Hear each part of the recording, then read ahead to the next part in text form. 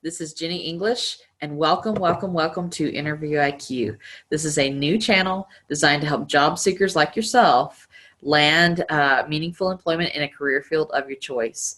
I am a professor of English at Spokane Community College, and in my past I've worked at 4 other institutions working with a variety of different groups of students, different ages, cultural backgrounds, etc. And one thing I've noticed in teaching English as well as other resume writing skills and job seeking skills courses is that there's a very big disconnect nowadays between what students are learning in their college classes and what they're actually able to take with them and apply to landing a job of their dreams. So I'm hoping that this channel will help to bridge that gap just a little bit. To give you a little bit of background on me, I'm currently a professor of English as well as resume writing at Spokane Community College in beautiful Spokane, Washington. In the past, I've also taught at Salish Kootenai College on the gorgeous Flathead Indian Reservation. Shout out to my Salish and Kootenai peeps and my Blackfeet peeps as well. You know who you are. I'd also like to give a quick shout out to Northern Marianas College in Saipan, which is where I've taught in the past, as well as Cerritos College in South Los Angeles. So these are a few of the experiences that I've had as a young professor and professional. And I'll be pulling from a few of these here and there as we go along through this video series. I'm hoping to eventually have about 30 to 40 videos total where I break down specific job interview questions that I have faced and also that other job seekers that I've talked to, colleagues that I've worked with have faced. I've had experiences in my life where I even was on the other side of the table in an interview, designing interview questions, interviewing potential future colleagues and things like that. And so there's a lot that I'll bring into this that I've learned the hard way in some cases. Sometimes you have to have a few failed attempts at job interviews and not get that job that you want to look back on the process and think, well, what could I have done better? What could I have done differently? And learn from that, and then also be able to hopefully move forward in your own career and then with others, share some of that knowledge and put it out there. So to get right to it, I know that most of you are probably tuning in because you have an interview scheduled. You've maybe got an interview coming up tomorrow or sometime pretty soon here, and that's why you've run to YouTube and Google to try to get some help real fast for preparation for that interview. So let's get right into it. I want to make sure that I share 5 big tips on this first interview piece, this first video in the series. I want to share 5 big tips that I feel are very important generally when you walk into any interview. And those 5 big pieces of advice are these. Number 1, you need to have confidence. Number 2, humility. Number 3, honesty. Number 4, anecdotes. And number 5, advanced preparation. I'll say those one more time. Confidence, humility, honesty, anecdotes, and advanced preparation. Well, okay, that seems pretty simple enough, but let's go through each one of them just a little bit, and then that way you can hurry up, finish this video, and move to the next one, start digging into some of the questions. Well, confidence, I think probably you've heard from other videos, is very important. You need to walk in prepared to speak. When you go into an interview, you need to be prepared to make eye contact as well. It's very important to make eye contact whenever someone comes into an interview and they are looking down and I have a very hard time hearing them. You're not going to land it, okay? I've interviewed, I've been on the other side of the table from the employer's point of view, interviewing individuals who may have been very qualified but who walked in with zero confidence, were not ready to talk about themselves, were not ready to share anything with us that they felt was meaningful, and also just could not look us in the eye. And it's hard. It's I think one of the hardest things for an interview. I train my students to make eye contact, and in some cases culturally this can be very different. It's a very Western or European type expectation to look people in the eye as you're interviewing with them, and in other cultures, for example, in Native American cultures, this can be considered offensive to be making very direct eye contact with people. And so it can be kind of a hard thing to learn specifically for this type of exam. I treat job interviews like an exam, and I tell my students, you need to treat it like an exam. You need to study, you need to prepare before you don't ever want to walk in and wing an interview. So making eye contact is extremely important. It's something that I struggled with when I was younger due to a variety of reasons that I'll go into in different videos in the series. But But one thing that I learned through being an aerobics instructor, actually. I became an aerobics instructor by accident, and that's a story for another day. But I struggled with making eye contact. So one thing I learned to do is talk to a mirror. And you've probably heard this before on other videos that are out there on YouTube. You've probably heard people say, stand in front of a mirror. Dress yourself the night before or several days before if you can. Look at your appearance, but also practice talking to a mirror and looking at yourself and making eye contact with yourself. That's a good way to prepare for a speech. It's also a good way to prepare for a job interview. Another thing that I would advise students to do is take advantage of the technology that you have at your fingertips now. I didn't have a cell phone when I was in high school and even as a young college student. And so all of the technology that most students have at their fingertips nowadays, I didn't have 15 years ago when I finished high school. So I've learned slowly over the years how to use a webcam, how to use Skype, how to use those tools not only to interact with others but also to better myself as a professor, making little video clips for my classes, like little clips of important pieces of information you should know for a class, and then going back and watching myself on the video. These are things you can do. You can practice questions, practice answering questions to a webcam or to your phone device, and then play it back to yourself. Think about how it sounded, how you want it to sound. Look at your body language as you do so. Am I fidgeting and biting my fingernails? Have I got my hands all over the place? Am I nervous? You want to think about those things and watch yourself on a video before you walk into an interview if possible. And you'll be glad that you did after. Even if it feels awkward, you need to practice making eye contact with that camera and making see how you look and how you want to look when you walk into the interview.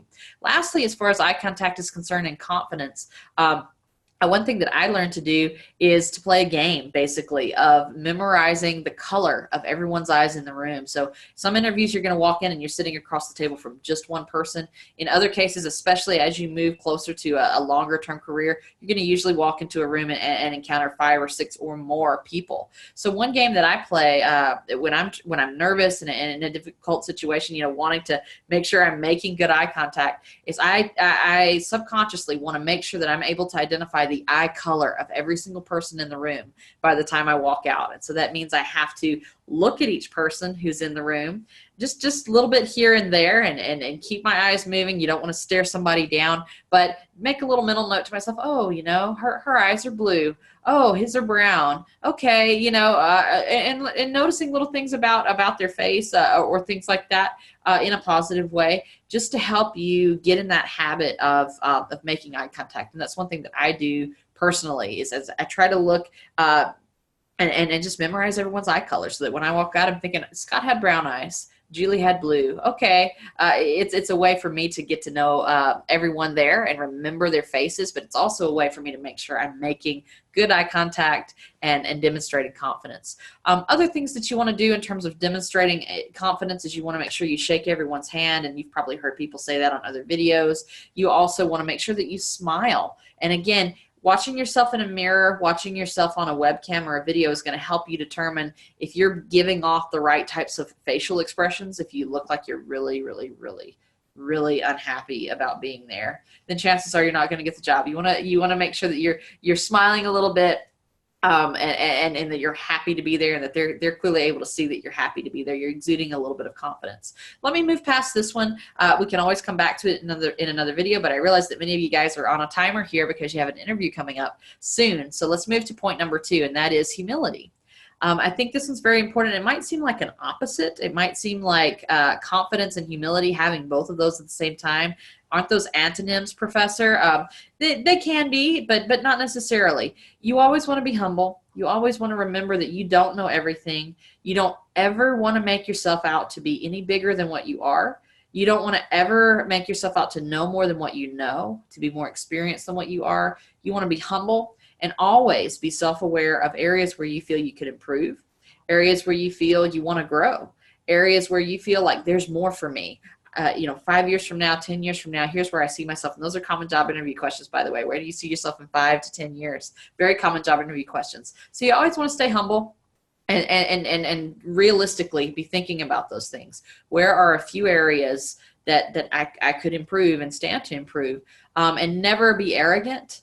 Always remember that a job interview even if you don't get the job, it's a learning experience. You're going to learn from walking into a company or an organization, seeing a little bit of how they operate, sitting across the table from some of their leaders. It's going to sharpen you as an employee. Even if you don't get the job, you're going to learn from the experience. So I encourage you to always constantly reflect on yourself. Think about, always know your high points, but always think about your weaknesses or areas for growth as well, and be prepared to share those if asked on an interview. But even more so, even if you're not asked, don't ever make yourself out to be any bigger of a fish than what you really are. Okay, they're going to respect you more if you're honest about where you feel that you're at currently on your path to a great career. All right, which brings me to point number 3, very closely related to humility, is honesty. Unfortunately, all too often as a professor, I've dealt with dishonesty in students. I've dealt with situations where students were not honest when they were taking a test. I've dealt with situations where students built themselves up a little bit more. I've dealt with students who plagiarized materials. And so it is common in the job world. You can get online today and go to Google and say, build me a resume, and find someone out there who'll build it for you, or find a program who will build it for you. Those materials need to be fully your own. If you use a template to help you design and format things, okay, but you should never fabricate any piece of information. In English classes, we talk about plagiarism, and you may have heard your English professors talk about plagiarism. And what is that? It's taking the words of someone else, or taking property, intellectual property of someone else. It doesn't necessarily have to even be words. It could be artwork. It could be anything that's not yours. You're taking something that's not yours and using it as if it were your own, without giving credit to the original source, the person who really did put in the time to create it. So that's what plagiarism is, and you never want to do that in any way, shape, or form. You want to give credit as much as possible to other people's ideas, to their work, and then make sure that what you submit as your resume, as your cover letter, and what you present as your answers on the interview are fully your own, not copied off of a video. Use these videos as advice, as help, as guidance, and helpful tips for you, but don't ever copy an answer that you find on YouTube. Well, here's how you answer this question, da-da-da-da-da, and you just take that answer and you spit it out on your interview. Don't ever copy anything. Don't ever be false. Don't ever lie. And I think, unfortunately, there is more of a disconnect than what I would like to see with this generation, even in the job world.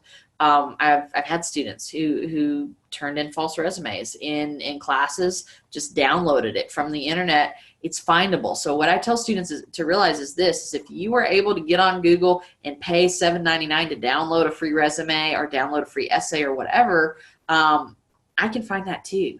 I can go to Google too, as the employer or as the professor, and look and see if I've got this material, this material, this material, even lines that were copied and pasted on your resume, skills that you say you have or whatever, and you copy and paste a line or a sentence or a statement from someone else.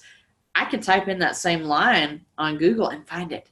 So be very careful. Be very careful out there. It may be tempting in some cases, especially if you're in a bind, to try to pull, I don't feel like I'm a good writer, so let me pull some great pieces, copy and paste some great pieces of information that I found on the internet and put those into my resume. Don't do that, okay? And don't do it with your interview either. Be very truthful. Your employer is going to appreciate it so much if they sense that you really are being fully honest and also fully self-aware of both your strengths as well as your weaknesses on an interview. So this brings me to the next tip, which is anecdotes. A lot of times my students don't know what that word anecdotes means. An anecdote is this: it's a story that illustrates a point. For the sake of an interview, you want to make sure that your stories are fairly brief. You don't have to go into specific details, what color the person's shirt was that day or whatever, but you want to have prepared ahead of time a few anecdotes, personal stories that illustrate points you want to make. So for example, a really common job interview question, and one that we will deal with in an upcoming video, is how do you deal with conflict in the workplace? Have you ever dealt with conflict in the workplace? What was the situation and what would you do? Or what did you do? You need to be prepared for that question, as well as quite a few others that are asking you about different scenarios and situations in a workplace that either you potentially could face or maybe have faced. You need to have stories ready to go that are fairly short, that you're able to present quickly, that you've practiced presenting, that you've timed yourself, you've videoed yourself talking about, here's how I deal with conflict in the workplace. ABC, these are the things I do. And let me give you an example of this. One time, you know, you give you don't want to be super specific. You don't want to call out anyone's name. And all anecdotes that you share, you want to make sure that they end on a positive note. You don't want to share stories where, you know, the outcome was very bad. I do this all the time with my students. I have my students prepare for that question specifically in my class, you know, handling conflict and resolving conflict. And so I have them come up with an anecdote or a scenario that they really have been in. And of course, they know that I expect them to be honest. And I have heard all kinds of stories of conflict resolution or not, in some cases not resolution, where students shared different scenarios that they really did face at work and how they dealt with it. And so one thing that I coach students is to make sure that whatever story you pick, you've probably had a variety of experiences in your life, make sure that you pick an experience that ended favorably for all parties involved. So be selective about which anecdotes you want to share. You don't want to share that anecdote about the conflict that really did end in like a fist fight outside, or a conflict that ended in someone getting fired, or things like that. And I've got a few funny anecdotes that I'll share at some point later in these videos to illustrate stories to share and stories maybe not to share for an interview that I really have heard from my students. But anecdotes, you want to have a few stories prepared that illustrate how you handle this or this or this different types of situations that the employer may present you with. The last point that I want to make is this, and I think it goes without saying, but unfortunately many students don't engage in advanced preparation. I have had the opportunity in my 10 years of teaching experience to sit on the other side of the table, to be on hiring committees where we looked at people's resumes and cover letters. We decided who we wanted to contact for an interview. We interviewed 7 or 8 or 10 different people for a position. And unfortunately, I would have to share that about half of the candidates that I have interviewed in my short 10 years of experience weren't prepared. Were not prepared as they should have been for the interview. And so, you know, being prepared doesn't mean that you'll get the job, but it's definitely going to set you apart from about half of the other candidates who just want to walk in and wing it. And when I say prepared, I mean this. You need to know as much as you can about the company or organization before you ever walk through the door. Most companies have websites. You need to have not only read through the website, but you need to have studied the website. You need to have designed and thought about what are a couple of really good questions I would like to ask based on the information that is here, but maybe I want to have clarified. You want to let them know, and you want to really know as much as you can about their company or their organization before you ever walk in the door. Use the website. That's a great way to do it. I also tell my students, contact them. Whatever kind of phone number they have, however you delivered your resume, ask questions. The lady sitting at the front desk or the gentleman sitting at the front desk, don't ever underestimate that person. She may have been working there for 30 years. She may know a lot. Ask those people questions. Call if you need to and say, hey, as I was going through, I'm a candidate, I'm going to be interviewing in a couple of days. As I was going through the website, I noticed this or I noticed that, or I had a question about this or about that.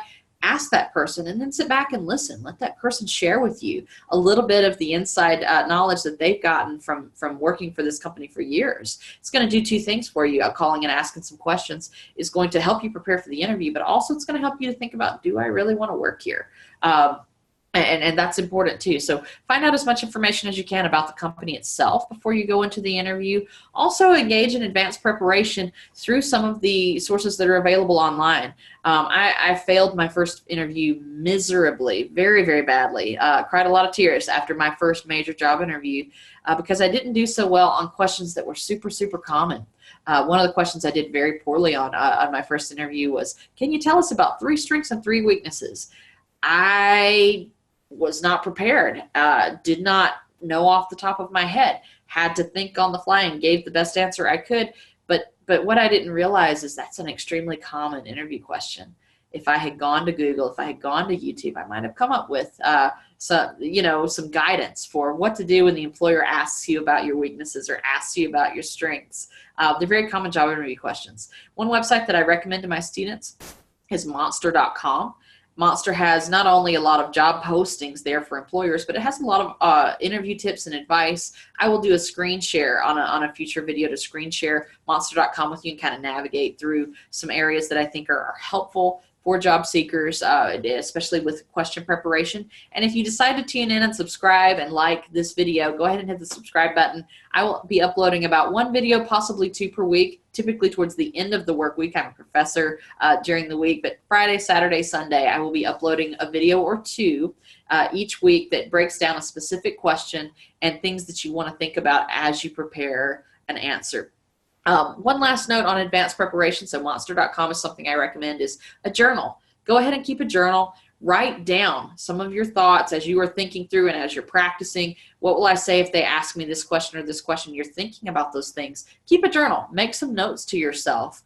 That way you're able to track, oh, this is a good thing to say, or skills, you know, and you want to review that the night before. You want to review that the morning of, if you can. A few notes that you made in your journal, sometimes they'll let you walk in with paper or with a folder yourself, and you could have a few questions or a few bullet points or notes written down somewhere. Sometimes they won't. Sometimes they'll let you walk in with something like that. Sometimes they won't. But if you've written it down, you've gone through an additional act of thinking about it in a different way versus just kind of having all these ideas floating in your head. You've kind of mapped out some thoughts that you want to make sure you hit on during that interview without, you know, hopefully leaving too much out. So again, my name is Jenny, and I'm happy to work with you. And I hope that in watching some of these videos, you can gain some important insights as you move into your first major job interview, or perhaps your second or third, and I hope that you're able to land the job of your dreams. In addition to being a professor, I run a very, very small interview consulting business where I work with young people who are seeking jobs and who maybe just don't have the skill sets yet that they need to try to present themselves well. I do not write resumes or cover letters for people, but I'm happy to help you edit and go through and look at it with an employer's eye as well as an English professor's eye and say, okay, I had a question about this or this or this. Let's see, you know, what's a better way that you could word this little section right here so that you can, so that it'll be a little more clear to the employer and things like that. I also do mock interviews with job seekers if you want to practice with someone who's got some experience. I'll do that for a small fee as well. If you're interested in something like that, running through a mock interview or getting an English professor to kind of look through some of your work and give you some pointers, feel free to private message me at jwtula@yahoo.com, jwtula@yahoo.com, also jwtula670@gmail.com. I look forward to receiving emails from some of you and comments as well. Thank you for tuning in. Stay hungry and stay wise, guys. Until the next time. Have a good one. Bye-bye.